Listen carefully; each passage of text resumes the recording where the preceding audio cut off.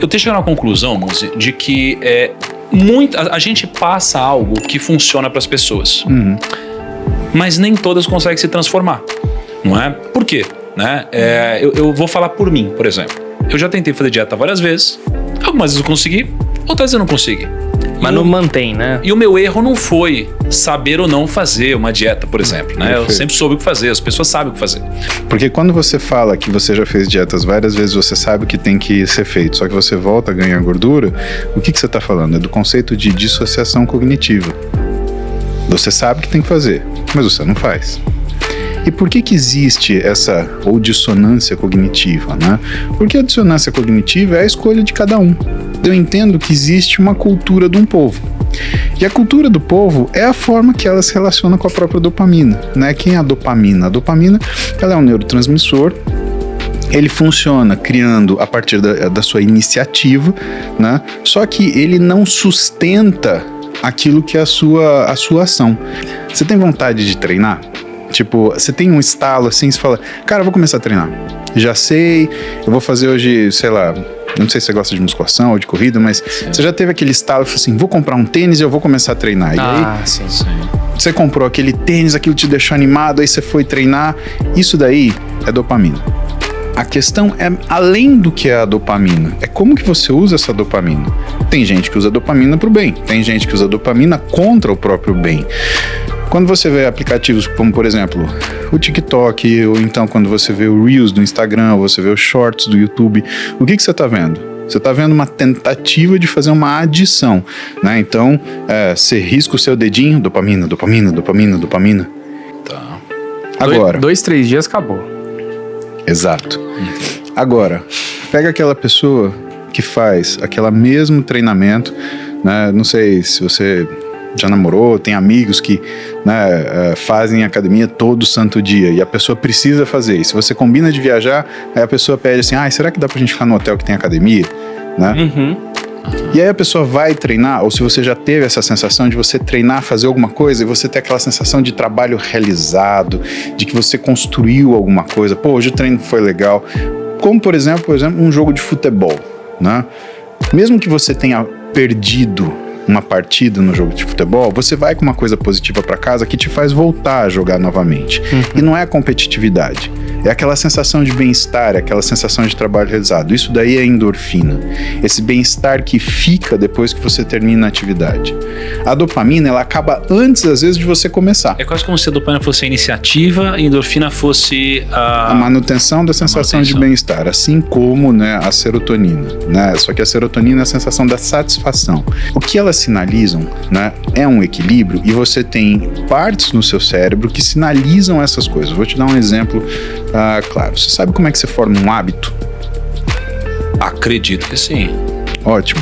Quando você tira esse negócio aqui, esse negócio entra no seu subconsciente, você faz isso por vários dias seguidos, etc. Exatamente. Ou tem um grande impacto, enfim.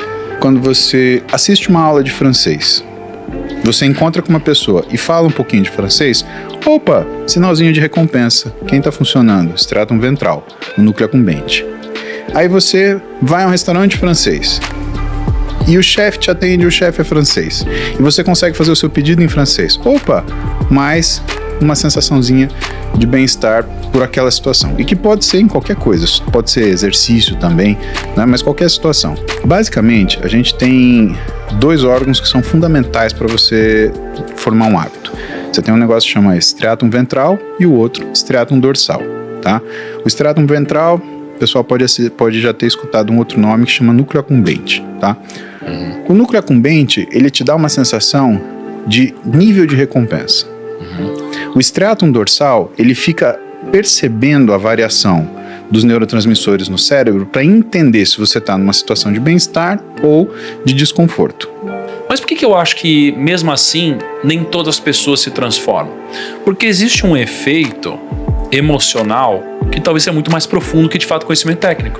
Eu tenho um amigo que ele sabe tudo sobre vendas. E ele foi subir no palco uma vez para fazer um pitch de vendas. Ele sabe tudo, e ele é super senior, tá? Ele não conseguiu vender. Só que se eu desse um curso para ele de vendas, eu poderia ensinar tudo sobre vendas e ele ainda não ia conseguir vender. Porque porque ele tem problemas emocionais a serem tratados, problema de aceitação, rejeição e etc, não é?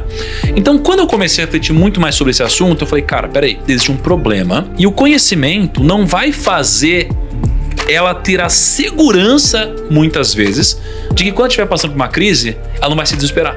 Porque ela vai se desesperar. E quando isso aqui acontece, a pessoa ela pode ter muitos sintomas negativos. Ela pode ficar ansiosa, pode ficar com medo. Ela vai deixando de lado e perde isso daí da vida dela. Não vira mais um hábito. Quando a pessoa faz academia há muito tempo, eu sei que ela começa a gerar coisas boas dentro do corpo dela e que faz ela continuar. Vamos começar do final para o começo. Para determinadas coisas, né, eu preciso de uma pessoa que não só entenda a situação, mas que ela entenda a si mesma. Por que eu falo isso para você? Porque quando você fala do seu amigo de vendas, né, e você fala para que ele tem problemas em aceitação, por exemplo, em rejeição, o que é uma venda não concluída? É uma rejeição. Então tem muito sentido quando você fala isso. Então a questão da repetição, que a dopamina está ligada em relação ao que a nossa iniciativa é uma coisa que ou faz com que a gente tenha muita habilidade para realizar coisas, porque você se torna um sujeito proativo, ou ela te torna um tolo, porque você fica pulando de estímulo em estímulo, de empolgação em empolgação. Então existe a necessidade da gente entender que neurotransmissor também não é um inimigo ou um herói. Os neurotransmissores, eles existem no seu neuroeixo, porque eles obedecem um equilíbrio onde você tem que saber acelerar e tem que saber frear. É que nem um carro. Um carro sem freio não adianta, você vai ter um motor, 12 cilindros de 1000 cavalos. Não dá para andar se ele não tiver freio, porque você não vai parar. Agora, um carro que tem só freio não vai para frente, né? E o cérebro funciona desse jeito. Você tem que ter isso. O que é aquilo que define, né, vamos falar, as boas escolhas, né? E qual o ambiente que as pessoas escolhem, Thiago? O que tem mais dopamina? As pessoas, na verdade, elas escolhem ambientes, né, que são fáceis e convenientes. Mais confortável, né? Exatamente. O problema é que você associa um ambiente de conforto onde você tem dopamina, mas, por exemplo, você não tem serotonina.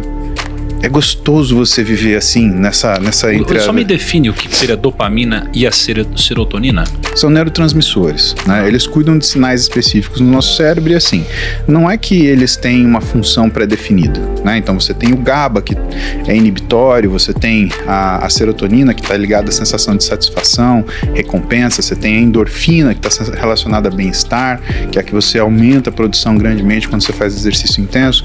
Você tem a dopamina, que cuida do que é a sua iniciativa, e a sensação também de recompensa, né? Entre aspas, felicidade, aquela felicidade passageira. Então, quando a pessoa ela faz exercício, ela se obriga a fazer exercício durante 2 meses, né? Que é o que a literatura fala, que em média são 66 dias para você cristalizar um hábito, né? O dia que eu acordar e não for fazer exercício, eu vou sentir que faltou alguma coisa. Isso é o quê? É o meu striatum dorsalis falando, olha, tá faltando isso.